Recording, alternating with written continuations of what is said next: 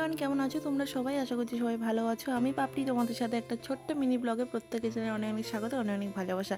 তো যাই হোক, আমরা দুদিন আগে গিয়েছিলাম 3 বিঘা করিডোরে, তার জন্য তোমাদের সাথে একটা ছোট্ট মিনি ব্লগ আজকে শেয়ার করছি। আর তোমরা অবশ্যই হয়তো দেখতে পেয়েছো, আমি অনেকগুলো রিলস পোস্ট করে দিয়েছি এর আগে।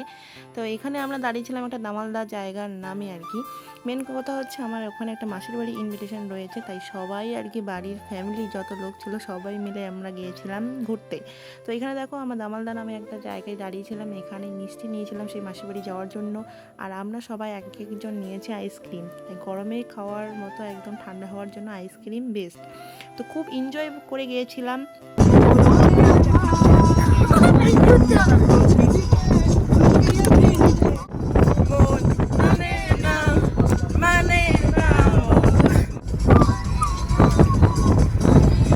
জানি না তোমাদের মিনি ব্লগটা কেমন লাগবে, আর ভালো লাগলে অবশ্যই তোমরা কমেন্টে জানাবেন।